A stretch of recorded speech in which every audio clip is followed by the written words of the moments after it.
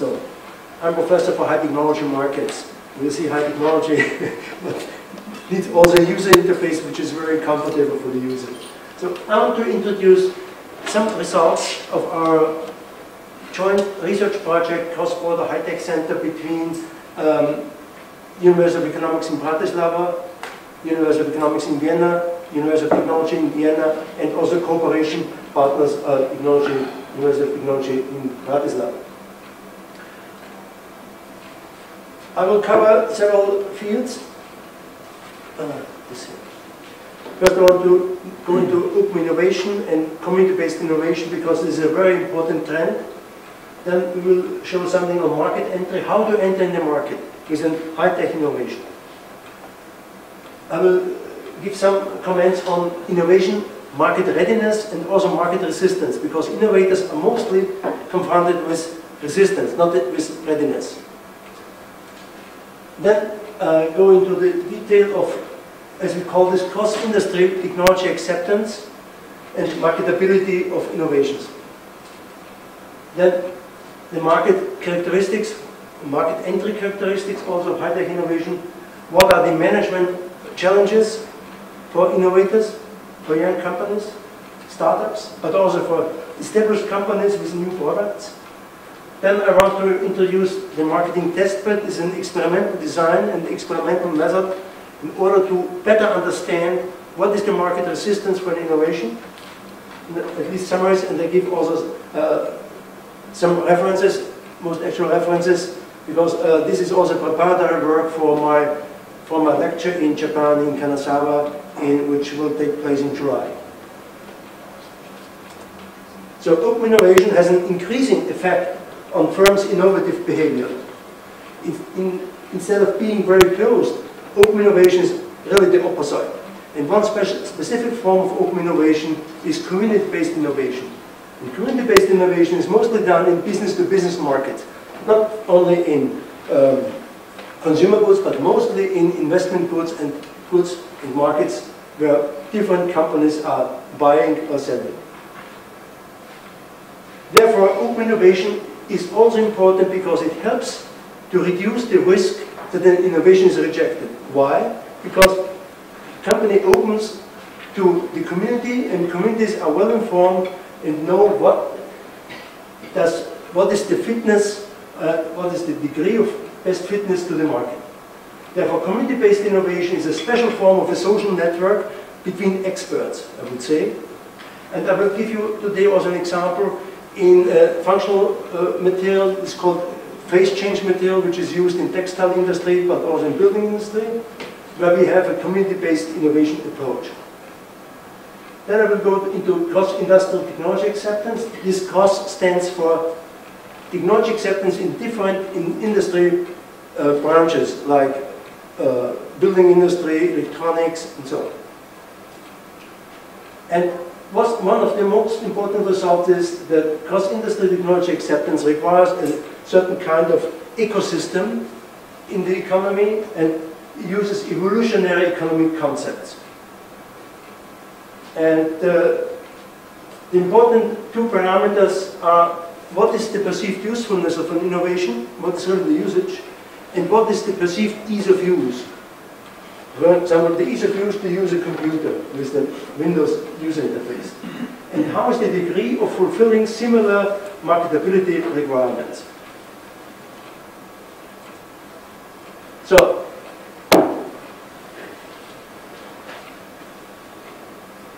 I'm not used to this one. Okay. So community-based innovation is a typical graphic.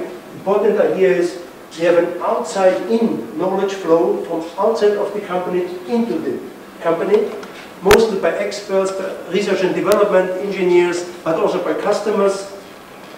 And on the other side, the company innovation has also the possibility to have an inside-out flow of knowledge by externalizing intellectual property rights. This is mostly done, this community-based innovation, for sporting products like surfboards or skis. But in the last years, we discovered that also in business-to-business marketing, community-based innovation is practiced and is also successful. Now, I think the most critical phase of innovation marketing is how to enter in the market with a really high-tech innovation. So the market entry is a critical step. And I'm since 10 years also in the expert group for an incubator for high technology startup companies which come from the University of Technology and the University of Life Science. And we see sometimes technology needs not 3 years but 13 years, 15 years, 20 years to come to the market. And therefore, it is really a critical thing also for progress of welfare and economic wealth. So, high-tech innovation in business-to-business markets, we have 4 important questions. How to select the target market? What is really the most probable and successful target market? When should I enter in this target market? In which target market? And in which point in time? And why should the target customer buy my innovation? What is his risk, his perceived risk? What is his perceived advantage? And how much is he or she willing to pay for this innovation? Please bear in mind, we are always talking on business-to-business markets. Now, all this answering of the questions is part of the commercialization, and this is nothing else than a transformation where the process of market entry of a scientific invention into a sustainable, competitive, and profitable innovation. So the process covers from invention in the lab, invention in the brain of an inventor, until the innovation on the market, which is sustainably profitable. It's a long way.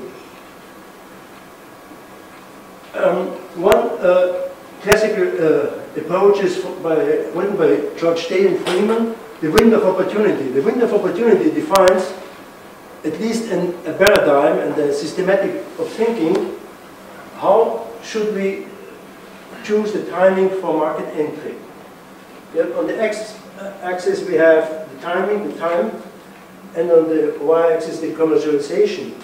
That is the process from invention into innovation.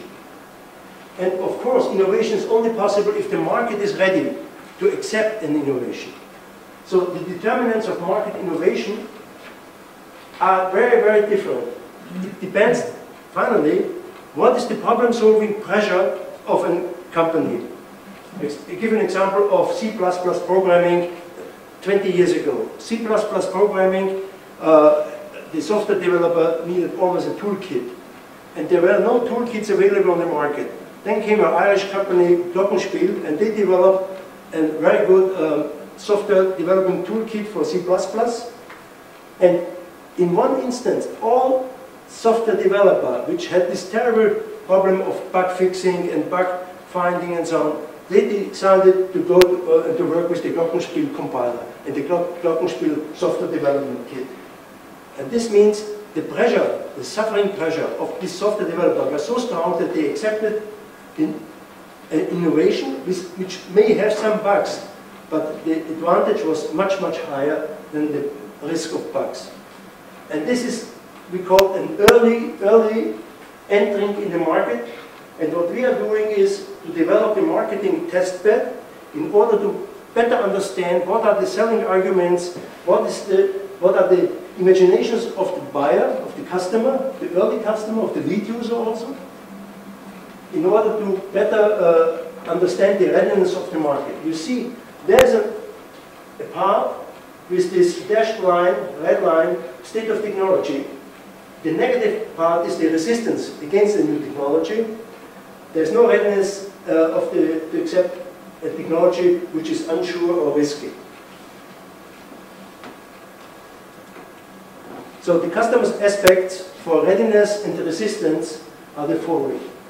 Readiness to innovate is an entrepreneurial and behavioral decision and also feature. Am I ready to acquire an innovation? If I'm not ready, then I will have resistance against the acquisition of an innovation. It's also a behavioral feature. And this behavior mostly is a matter of mutual trust, of understanding, of financial means which are available. Therefore, there arises the question, do the communicated innovative features meet customers' demand for the problem solution? If the customer's demand is not quite clear, then the degree of fit between, or the degree of matching between demand and supply is difficult. It needs communication. In the literature we see the stages of different stages of resistance. If a company gets an offer of an innovation, the company could immediately reject the innovation. Or only after a test, negative acceptance, after a test result is not sufficient, the innovation is rejected. Or, and this is the most frequent case, after adoption. That is, an innovation is purchased, also on trial, or leased, or rented, but then the innovation is not accepted in the company because it doesn't fit to the organization, it doesn't fit to the culture of the customer company, and therefore it is implicitly or also explicitly rejected. That's the so-called assimilation gap. There's an empirical study from Fitchman and Cameron. They showed for 4 different software tools, computer-aided software engineering tools, program languages, first-chair program languages, relational databases, and also expert system software, that the cumulative purchasing number and using number is much lower than expected. So the software tools didn't enter really in the market. They were not accepted. This was only on trial, but not really accepted.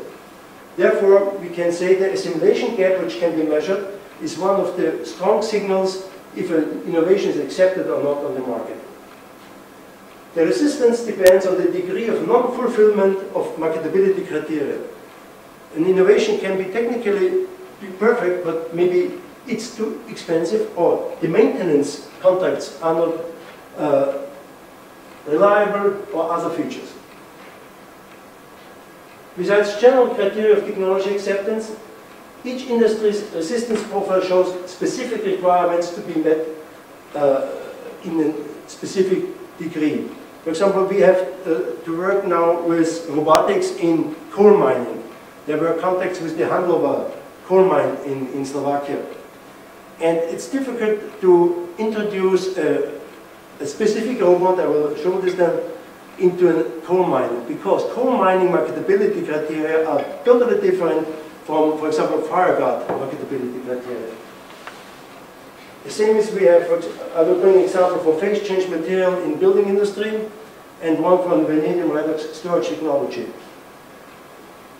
By the way, the vanadium storage technology takes now 25 years as a technology when it was invented first in Australia. Now these are the 6 criteria. I will not go into detail. Innovativeness, the subjective degree of newness of a product. Testability is the ability that an innovation can be tested and can be also observed and measured. What are the effects?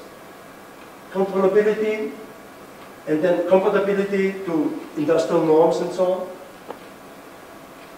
And also the ability to mutually interface and operate with non-innovative systems which are already in use. If you have a piece of software, for example, for a financial bookkeeping system, or for a computer-aided design system, a post-processor for computer-aided manufacturing to generate a robot program, it must be compatible to different conditions which are in this company who wants to buy this, and if this doesn't work, the compatibility is not given and it will not be sold. The implementability is the ability of the innovation to be properly built in, set up and run in an existing operating system. And the very important but mostly forgotten thing is assimilability. It's the ability of an innovation to accommodate or assimilate to the systems organization where the innovation is used. There's an example for the Tetra radio system, radio communication system, which is used in Austria partly for the police and also fire guard. And at the very beginning, the problem was that the Tetra devices were too large, and confronted with a smartphone, it's not very elegant to use a Tetra device which is such big and heavy. Now the Tetra devices are also better. So the dialogue between offering an innovation and buying an innovation, we have the criteria on the green part. There's the buyer, and also there's the seller. And the lead user, this is a buyer, a very early buyer, asks the innovator, is this innovative, testable and so on, this criteria? And does it fit to the industrial standards? For example, a robot which is used in coal mining must be intrinsically safe. The electronic must be intrinsically safe. Otherwise, and must be certified after the ATEX, atmosphere explosive for explosive atmospheres. And the buyer is asked by the innovator, what is your application goal? What is the expected usage? What is the value? What is the risk perception? What is the risk of image losses? Because if a buyer buys something and it is a scandal, or maybe it doesn't work, or has some medical negative effects, it's a big problem with image. So, of this, one can work out matrices which show what is the degree of fitness between the marketability criteria and the dimensions of usage, value, risk, and so on of the buyer. And this is normally done. There are now 2 doctoral theses running on my institute, specialized in this field, with problem-centered interviews. Problem-centered interviews are conversations between the customer and the innovator in order for better understanding what are the fantasies and the latent wishes of the customer. Then we use the analytical hierarchy process method. It's a method for determining what are the most important features of an innovation and which are less important. And of course, multiple criteria decision making. There's nothing else than the so-called goal theory and optimization of decision processes considering more than one objective. Therefore, multiple criteria decision making, especially in P2P markets.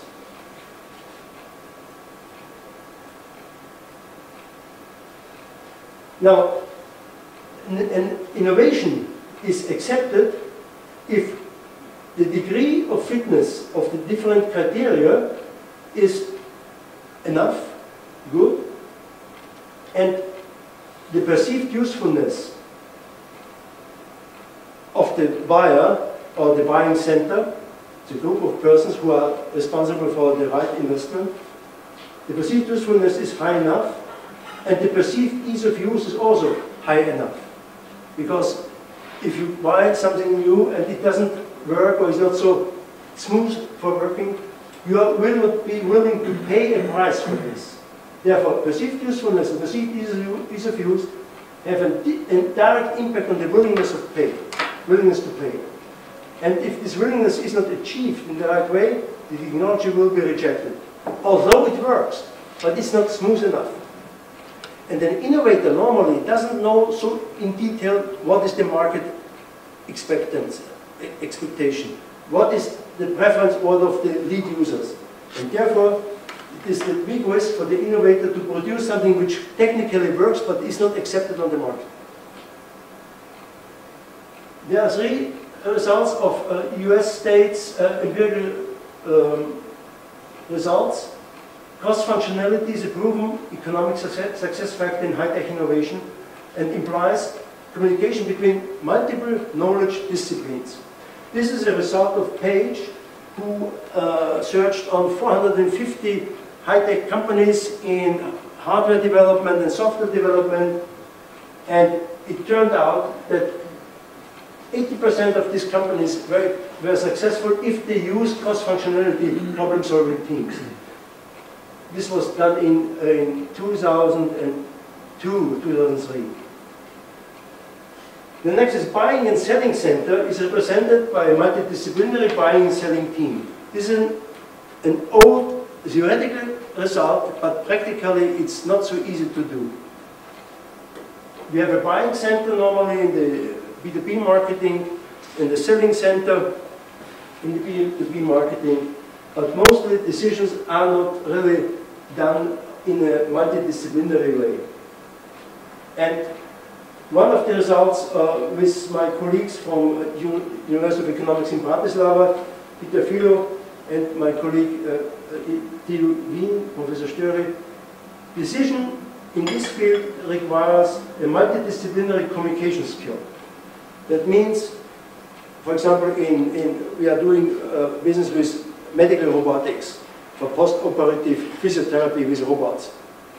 And there you need the surgery knowledge, you need people from physiotherapy, you need people from psychology, you need electrical people, engineering people, software people, and so on. This is mostly a multidisciplinary problem-solving team.